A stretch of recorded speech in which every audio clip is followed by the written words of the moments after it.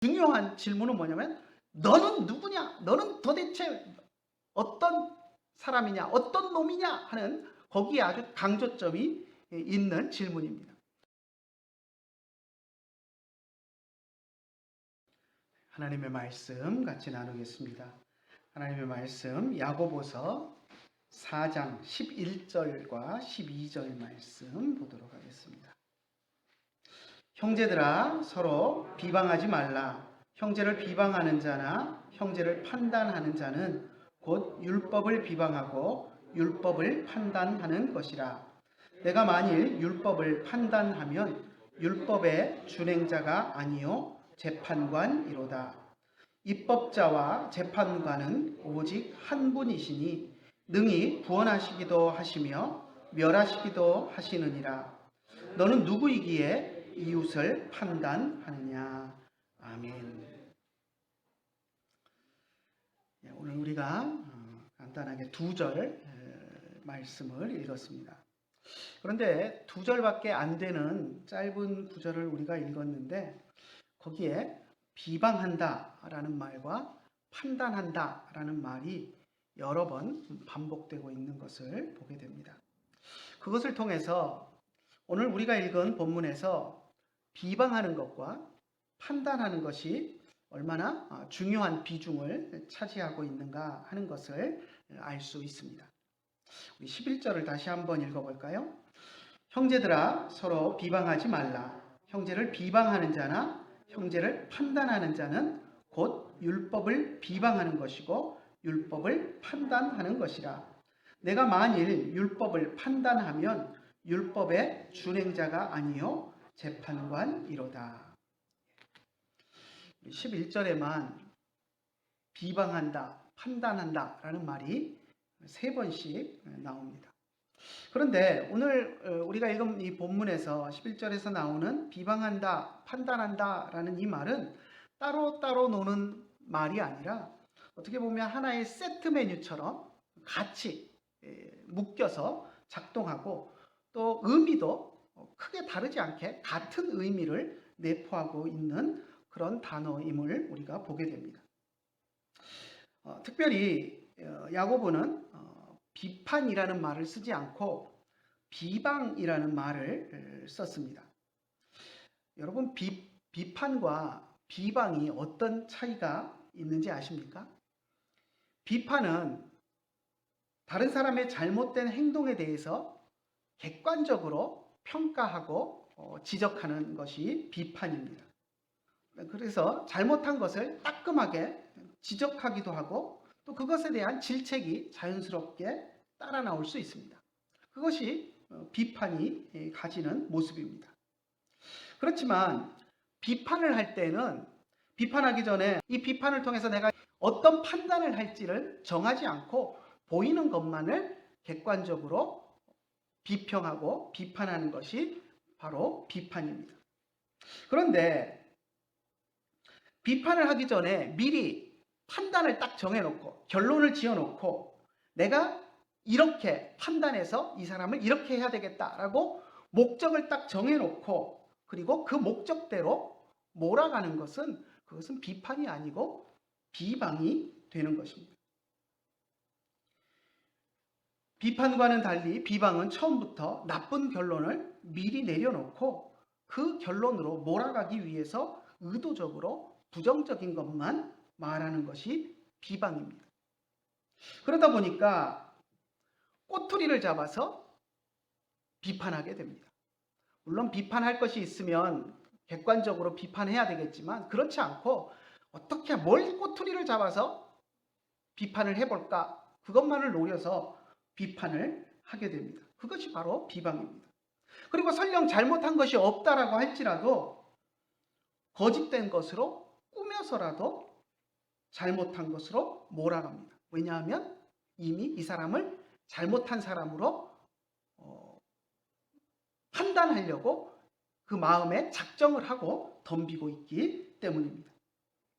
그렇기 때문에 비방하지 말라, 또 판단하지 말라라고 야고보가 다른 단어를 쓰고 이야기하고 있지만 결국 비방하는 것은 판단하는 것과 연관되어 있고 이 판단하는 것은 비방의 근거에서 판단을 하는 것이기 때문에 같이 세트 메뉴처럼 같이 연동하며 작동하고 있는 것을 우리가 알게 됩니다.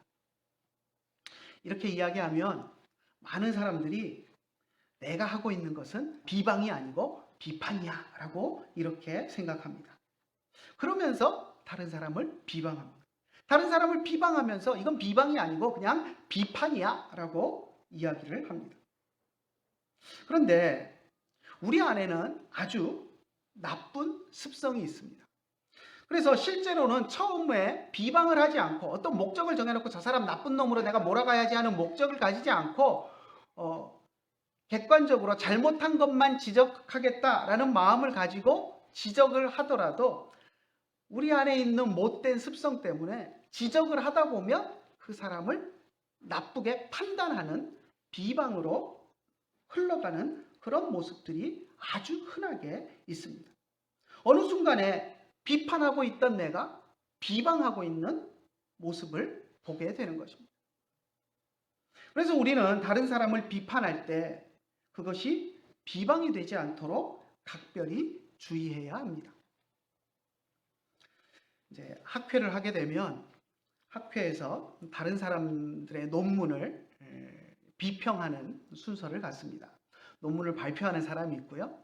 또 이제 다른 학자 한 사람이 그 사람의 논문에 대해서 비평을 합니다. 때로는 두 명이 비평을 하기도 하는데요. 근데 그렇게 비평을 하는 이유는 뭐냐면 아무리 박사학위를 가진 학자라고 할지라도 자기가 어떤 논문을 쓸 때 못 보는 그런 시야들이 있을 수 있습니다. 그리고 하나의 시야에 꽂히게 되면 주변 다른 것들을 보지 못하고 잘못된 방향으로 흘러갈 수 있습니다. 그래서 그런 것들을 보완해 주기 위해서 비평을 합니다. 근데 비평의 순수한 목적은 그 사람이 쓴 논문을 조금 잘못된 것들이 보이면 이런 것들을 수정하면 더 좋은 논문이 될 테니까 이렇게 수정해서 이렇게 더 좋은 논문으로 발전시킵시다 하는 그것이 비평의 논평의 원래 목적입니다. 그런데 그렇게 선하게 논평을 하는 분들도 있지만 가끔 가다 보면 어떻게 보면 라이벌 관계에 있거나 이런 분들이 논평을 하게 되면 그 사람을 깎아내리고 잘못된 것을 찾아서 지적질해가지고 어떻게 이런 논문을 쓸 수 있느냐 하는 정도로 그렇게 비판하기 위해서 꼬투리를 잡는 그런 논평을 하는 그런 모습들도 보게 됩니다. 성숙하지 못한 모습입니다. 논평을 부탁을 했는데 비방을 하고 있는 그런 모습을 보게 되는 것입니다.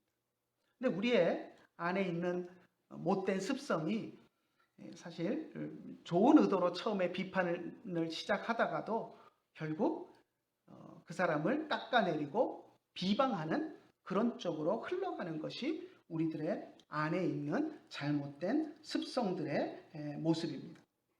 자, 11절의 구조를 먼저 한번 볼까요? 11절을 보면 처음에 형제들아 서로 비방하지 말라라고 비방이라는 단어만 썼습니다. 그런데 그 다음 문구를 보면 형제를 비방하는 자나 형제를 판단하는 자는 이라고 해서 비방과 판단을 같이 쓰고 있습니다. 그죠? 처음에는 형제를 비방하지 말라, 판단하지 말라라는 말을 안 했습니다. 비방하지 말라라는 말만 했는데 그 다음에는 형제를 비방하는 자나 형제를 판단하는 자라고 해서 앞에서 이야기했던 비방이 비방뿐만 아니라 판단까지도 한 꾸러미다라는 것을 이야기합니다. 그리고 나서 이야기하기를 그런 사람은 율법을 비방하고 율법을 판단하는 사람이다 라고 이야기합니다. 형제를 비방하고 형제를 판단하는 사람은 율법을 비방하고 율법을 판단하는 사람이다. 그러니까 형제와 율법을 같은 선상, 형제를 비방하는 것과 율법을 비방하는 것, 형제를 판단하는 것과 율법을 판단하는 것을 같은 선상에서 등호로, 이꼬르로 놓고 있는 것입니다. 그리고 그 다음에 마지막에 보면 율법을 판단하면, 네가 만일 율법을 판단하면 이라고 해서 비방 이야기는 하지 않고 판단 이야기만 하고 있습니다. 그러니까 처음에는 형제를 비방하는 것으로 시작을 했는데 그것이 결국 율법을 판단하는 것과 똑같다라고 해서 비방과 판단을 같은 선상에서 연결하고 있는 그런 구조를 우리가 보게 됩니다. 야고보는 초대교회 성도들을 향해서 그리스도 안에서 형제된 자들끼리 서로 비방하지 말고 판단하지도 말아라 라는 것을 이야기했습니다. 우리가 여기서 비방과 이 판단의 문제를 이야기할 때 제일 먼저 생각해야 될 것은 무엇이냐면 구원에 대한 판단의 문제입니다. 교회 안에서 함께 신앙생활을 해 나갈 때 신앙생활을 해 나가는 그런 다른 형제가 구원을 받은 하나님의 백성인가 구원을 받지 못한 사람인가 하는 것을 우리들이 판단해서는 안 된다라는 것입니다. 초대교회 때 다른 사람이 구원을 받은 사람인지 아닌 사람인지 이런 것들을 판단해서 비판하고 비방하고 하는 그런 일들이 있었기 때문에 이와 같은 이야기를 하고 있는 것입니다. 오후에 우리가 대요리 문답 공부를 하고 있는데요. 대요리 문답 공부를 같이 하신 분들은 한 달쯤 전에 보이는 교회와 보이지 않는 교회에 대해서 우리가 같이 이야기하고 또 공부할 기회가 있었습니다. 우리가 신학적으로 교회를 이야기할 때 보이는 교회를 이야기하고 보이지 않는 교회를 이야기합니다. 한자어로는 가시적 교회, 비가시적 교회 이렇게 이야기합니다. 영어로는 visible church, invisible church 이렇게 이야기하는데요. 보이느냐 보이지 않느냐 하는 것을 이야기합니다.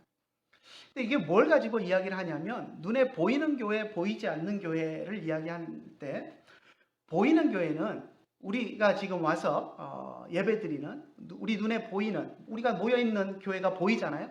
그리고 예배당의 건물 모습도 보이고 또 모여있는 건물이 아니더라도 모여서 함께 예배하는 공동체의 구성원들이 눈에 보입니다. 그래서 이렇게 제기동교회로 모여서 우리가 예배하는 이 보이는 예배하는 모습이 보이고 같이 모인 교회의 모습이 보이는 것을 보이는 교회라고 이야기합니다. 근데 보이지 않는 교회라는 것은 무엇이냐면 예수님을 믿는 모든 사람들이 모이는 교회를 이야기를 합니다.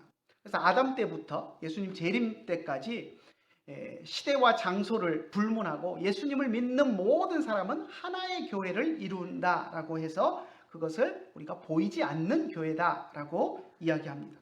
어떻게 보면 보이지 않는 교회가 참 교회입니다. 예수님을 믿는 진짜 믿는 사람들만을 모아놓은 교회가 참 교회이기 때문에 보이지 않는 교회가 참 교회다라고 우리가 이야기할 수 있습니다. 근데 보이는 교회, 우리 눈에 보이는 교회는 함께 우리가 모여서 예배를 드리고 있지만 성경에도 분명히 예수님이 이야기하시기를 알곡과 쭉정이를 이야기하신 것처럼 보이는 교회 안에는 예수님을 믿고 구원받을 하나님의 백성도 있지만 예수님을 믿지 않으면서 그냥 교회에 나와서 앉아서 예배만 드리는 사람도 분명히 있습니다. 그래서 알곡과 쭉정이가 같이 섞여 있게 됩니다. 그러다 보니까 함께 신앙생활을 하고 있지만 한 공간 안에 앉아서 나란히 예배하고 있고 함께 입을 벌려 찬송을 부르고 있지만 어떤 사람은 참된 하나님의 백성이고 어떤 사람은 구원받지 못한 가짜 그리스도인일 수도 있습니다. 어떤 사람이 구원받은 사람인지 아닌지 하는 것은 하나님만이 아십니다. 우리는 알 수 없습니다. 겉으로 아무리 신앙생활 잘하는 것처럼 보이고 우리에게 훌륭한 칭찬을 받는 사람이라고 할지라도 겉으로 가장되게 거짓되게 꾸며서 할 수 있기 때문에 그 사람이 참 구원을 받은 사람인지 아닌지 알 수 없습니다. 또 겉으로는 신앙생활을 참 어리숙하게 하고 실수도 많고 죄도 많이 짓고 하는 사람이라고 할지라도 인간의 연약함 때문에 그렇게 하는 것이지 참 하나님이 그에게 구원을 주셨고 은혜를 주셨고 또 하나님의 백성으로 택하신 사람도 있을 수 있습니다. 하나님의 택함을 받았지만 연약함 때문에 자꾸 실수하고 넘어지는 것을 반복하는 연약한 그리스도인들도 있기 때문입니다. 그래서 어떤 사람이 구원을 받은 사람인지 우리는 알지 못하고 하나님만이 아십니다. 그런데 우리는 신앙생활을 하다가 다른 사람의 믿음에 대해서 쉽게 평가하려고 합니다. 저 사람은 믿음이 좋은 사람이야. 저 사람은 믿음이 없어. 구원받지 못한 사람이야. 우리가 다른 사람의 믿음을 평가하려고 합니다. 물론 하나님을 믿는 사람은, 진정으로 하나님을 믿는 사람은 죄가 얼마나 무서운 것인지를 잘 압니다. 그래서 하나님이 싫어하시는 죄에 대해서 죄를 짓지 않으려고 부단히 노력하고 애쓰는 모습이 나타날 수밖에 없습니다. 그렇기 때문에 우리가 어떤 사람이 죄를 짓지 않으려고 노력하고 애쓰는 그런 모습을 보면, 또 하나님을 예배하고 찬송하는 생활을 하려고 애쓰는 그런 모습을 보면 우리는 그 사람이 믿음에 합당한 생활을 하고 있구나라고 생각할 수 있습니다. 또 지금까지 야고보가 해왔던 말을 근거해 보아도, 지금까지 야고보가 해왔던 말을 생각해 보면 믿는 사람에게는 그 믿음에 합당한 행위가 나타나야 합니다. 믿음에 합당한 행동을 하는지 아닌지 그것을 보면 우리가 그 사람이 구원을 받은 사람인지 아닌지 어느 정도 가늠해 볼 수 있는 것도 사실입니다. 하지만 그렇다고 해서 어떤 사람이 믿음에 걸맞지 않은 행동을, 잘못된 행동을 하는 것을 보았을 때 그것만을 가지고 그 사람이 믿음이 없는 사람이다, 잘못된 믿음이다 라고 함부로 판단해서는 안 됩니다. 왜냐하면 죄를 멀리하려고 애쓰다가도 우리는 육신의 연약함으로 인해서 죄의 유혹을 순간적으로 못 이기고 죄를 짓기도 하기 때문입니다. 그리고 연약한 사람은 그런 일들을 자주 반복하기 때문입니다. 그래서 야고보는 그 판단의 몫은 하나님께 있다, 하나님께만 있다라고 이야기했습니다. 12절을 한번 같이 읽어볼까요? 입법자와 재판관은 오직 한 분이시니 능히 구원하시기도 하시며 멸하기도 하시느니라. 너는 누구이기에 이웃을 판단하느냐? 누구를 구원하실 것인가 정하시는 분은 하나님이십니다. 이 세상에 많은 사람이 있지만 누가 구원받을 사람인가를 정하는 것은 하나님이십니다. 그래서 야고보는 하나님을 입법자다라고 이야기했습니다. 구원에 대한 법칙을 하나님이 정하신다라는 것입니다. 구원에 대한 원칙과 법칙을 정하신 분이 하나님이시라는 것입니다. 하나님께서 예수 그리스도를 통한 우리의 구원을 계획하셨고 디자인하셨고 또 그것을 실행하시는 분이 하나님이십니다. 그리고 그 원칙에 근거해서 누가 구원을 받을 자인지 누가 멸망받을 자인지를 판단하시는 분도 하나님이십니다. 그래서 야고보는 하나님을 재판관이다라고 이야기했습니다. 재판관은 법에 근거해서 판결을 내리는 사람입니다.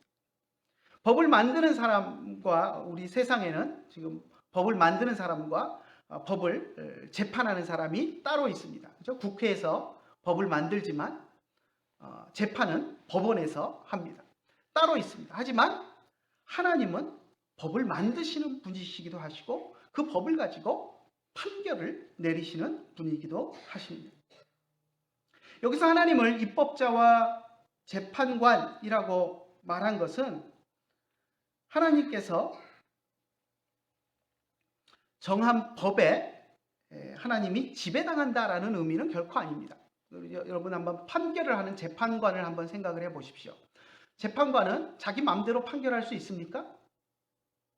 그렇지 않습니다. 법에 근거해서 판결을 해야 됩니다. 재판관이 자기 마음대로 판결하면 당장 재판관 옷을 벗어야 됩니다. 모든 판결은 법 조항에 근거해서 이러이러한 법에 근거해서 내가 이런 판결을 내린다라고 법에 근거해서 판결을 할 수밖에 없습니다.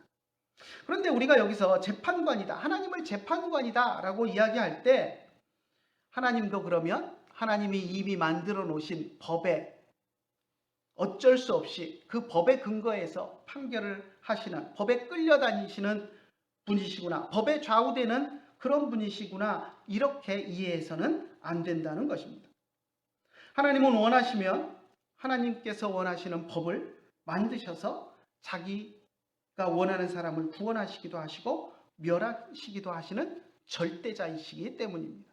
그래서 하나님은 입법권과 사법권을 다 가지신, 법을 만들기도 하고 그 법을 따라서 재판도 하시고 판결하시는 그런 분이다라는 의미로 입법자가 되시고 재판관이 되신다라고 이야기를 한 것입니다.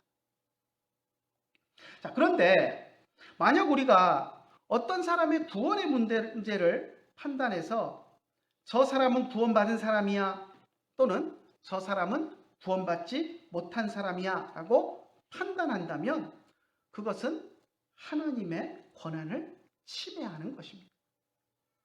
그래서 야고보는 그런 사람을 향해서 그렇게 다른 사람의 구원을 판단하는 너는 누구냐라고 물었습니다. 우리 한글 성경, 번역 성경에는 너는 누구이기에 이웃을 판단하느냐고 아주 부드럽게 번역을 해 놓았습니다. 근데 헬라어 성경을 보면 딱 처음 나오는 주어가 도대체 너는 누구냐라고 아주 강하게 질문을 합니다. 그리고 누구냐라는 그 뒤에 이제 그 누구를 설명하는 수식어를 달아서 다른 사람을 판단하는 너는이라고 수식어를 붙여놨습니다. 그러니까 이 질문의 핵심, 가장 중요한 질문은 뭐냐면 너는 누구냐? 너는 도대체 어떤 사람이냐? 어떤 놈이냐? 하는 거기에 아주 강조점이 있는 질문입니다. 근데 우리말로 번역하다 보면 그것이 많이 희미해져 버려서 뭉뚱그려져서 번역이 되었습니다. 너는 누구이기에 이웃을 판단하느냐 하고 좀 흐려져 버린 구석이 있는데요. 아주 강하게 너는 누구냐? 네가 뭔데?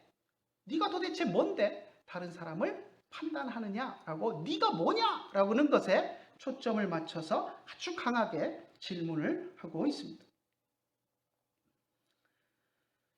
네가 하나님이라도 되느냐 하고 심각하게 따져 물은 것입니다. 구원은 하나님의 주권에 속한 문제이기 때문에 우리는 다른 사람의 구원의 문제를 왈가왈부하지 말아야 합니다.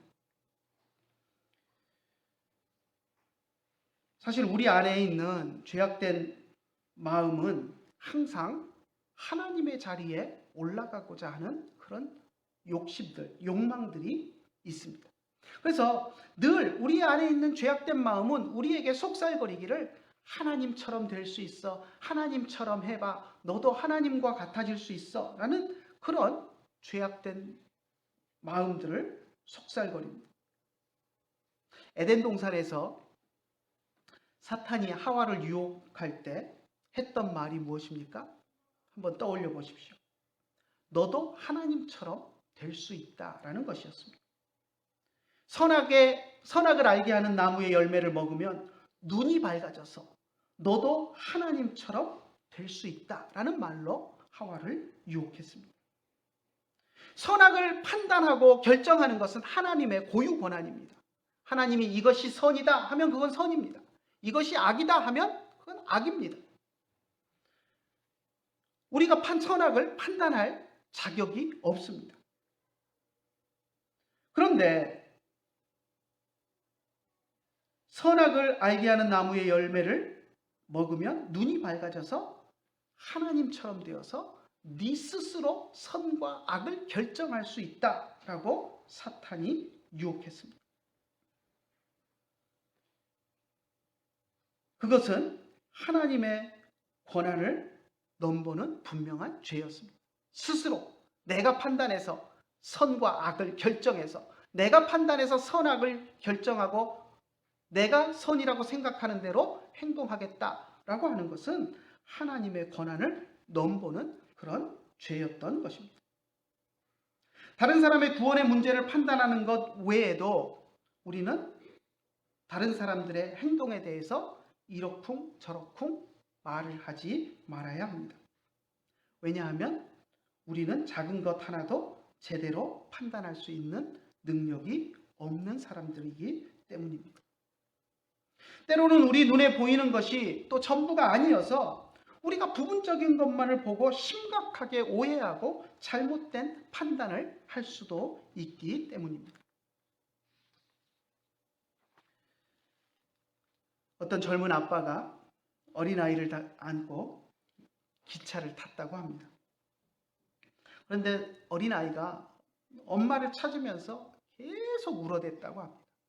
여러분 한번 생각해 보십시오. 여러분이 기차를 탔는데 옆자리에 있는 어떤 젊은 아빠가 아이를 안고 탔는데 아이가 기차 가는 내내 엄마를 찾으면서 계속 소리를 지르고 울어댄다면 여러분들은 어떤 마음이 드시겠습니까?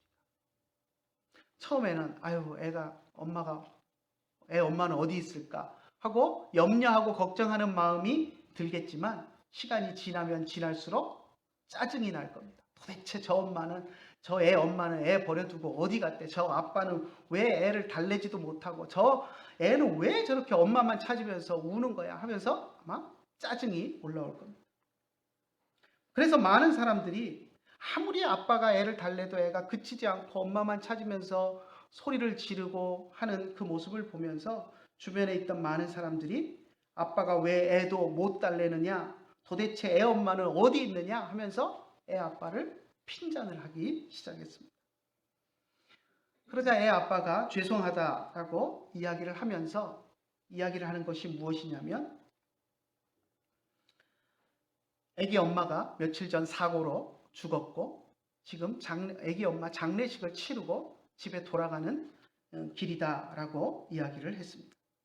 그러자 기차 안에서 애가 우는 것을 불평하던 모든 사람들이 입을 다물고 숙연해졌습니다. 여러분 한번 생각해 보십시오. 아이가 엄마가 죽어서 엄마를 이제 볼 수도 없어서 엄마가 죽었다라는 그 사실을 알고 그 아이가 엄마를 잃은 상실감에 우는데 그것을 우리가 핀잔할 수 있습니까? 애 엄마는 도대체 어디를 갔느냐? 저놈의 애는 왜 저렇게 울기만 하느냐? 아빠는 왜 애를 못 달래느냐? 우리가 그 상황을 우리가 면박을 주고 비방을 하고 비판할 수 있습니까?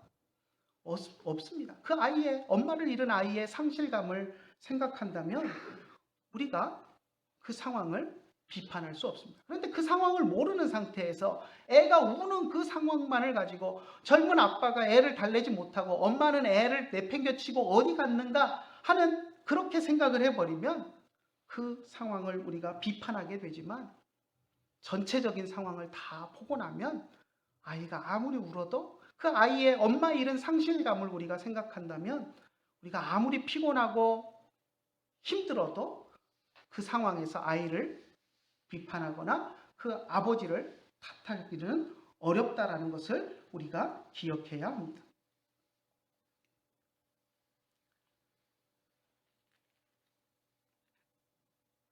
그렇기 때문에 우리는 다른 사람을 함부로 판단하거나 비방해서는 안 됩니다.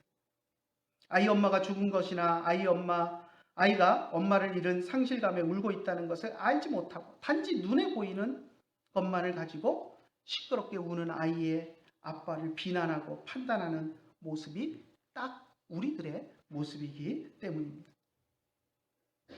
요한계시록 12장 10절에 보면 사탄을 이야기하면서 사탄의 별명을 참소하는 자다라고 이야기를 합니다.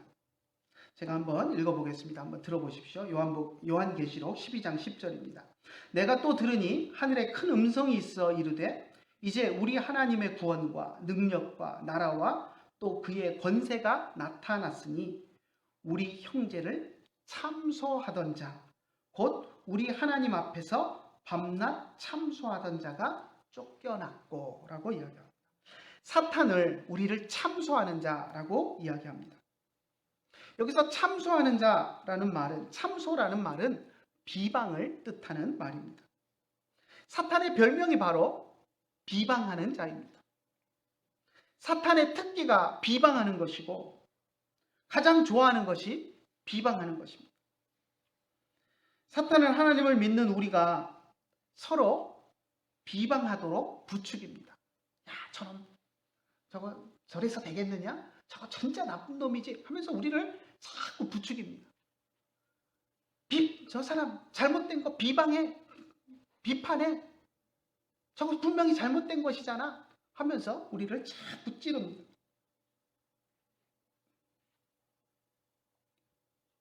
그리고 우리가 서로 비방하는 것을 보면서 사탄은 좋아합니다. 미소 짓습니다.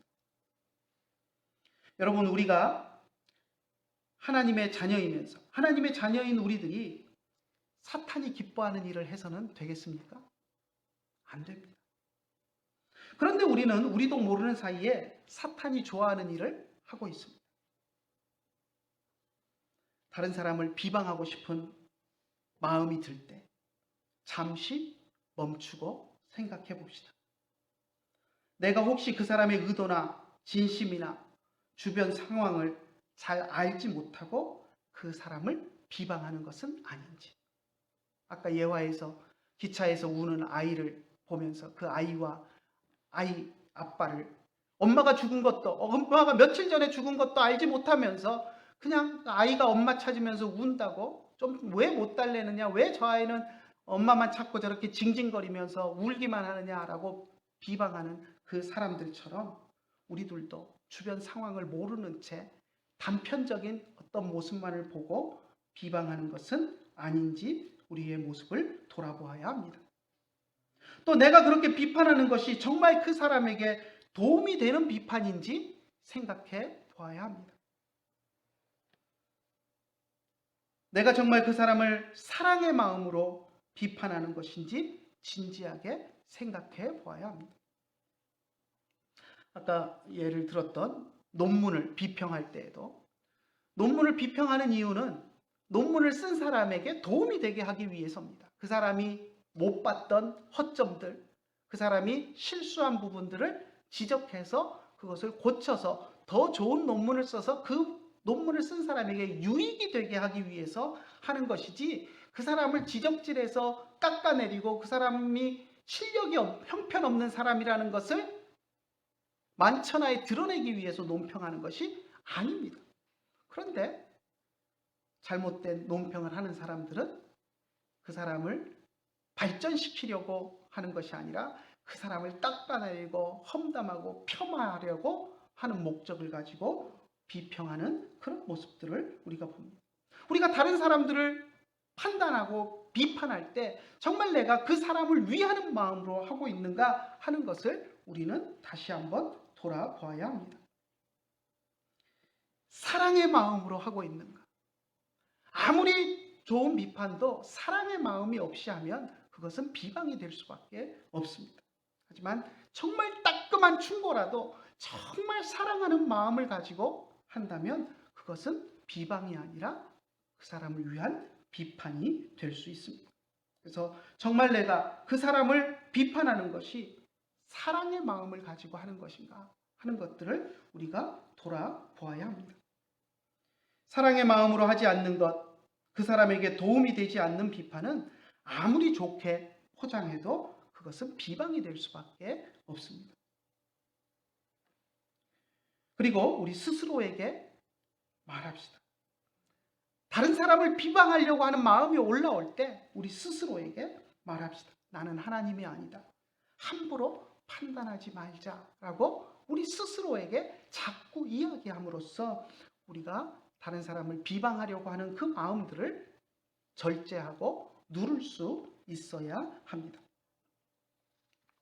오늘 짧은 두 절을 우리가 보았지만 이 두 절 안에서 야고보가 우리를 향해서 우리 같이 믿음의 생활을 하고 있는 형제들을 서로 비방하지 말고 판단하지 말라라고 이야기하는 것을 우리가 보았습니다.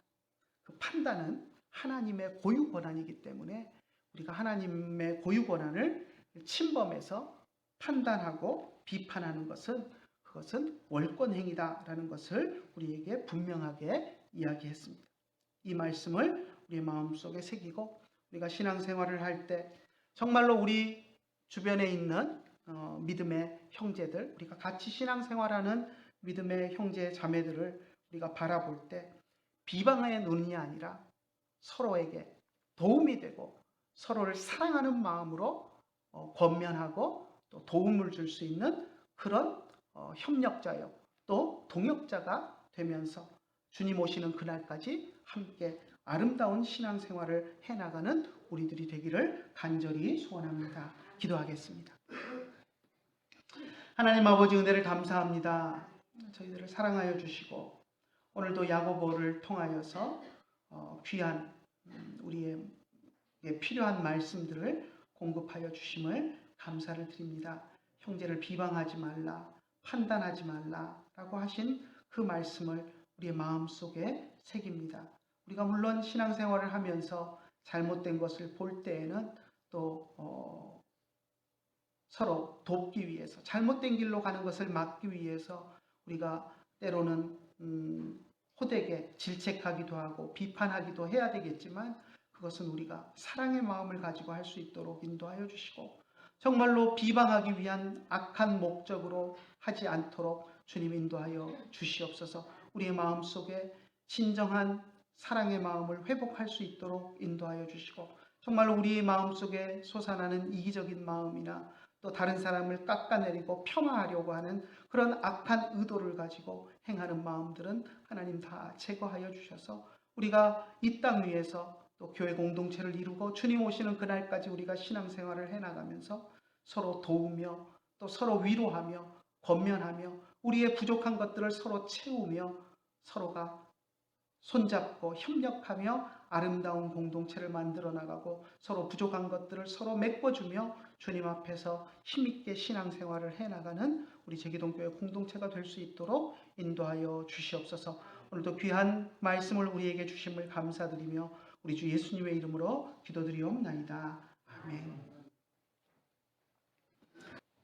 이제는 우리 주 예수 그리스도의 크신 은혜와 하나님 아버지의 한이 없으신 사랑과 성령님의 감화하시고 감동하시고 우리 가운데 교통하심이 이제 주님 앞에 나와서 예배하며 또 비방하지 말라는 하나님의 말씀을 따라서 우리의 마음속에 잘못된 비방은 버리고 좀 선하게 우리 성도들과 함께 서로 격려하며 위로하며 신앙생활하기를 원하는 주의 사랑하는 자녀들 머리 위에 이제로부터 영원토록 함께 계실지어다. 아멘.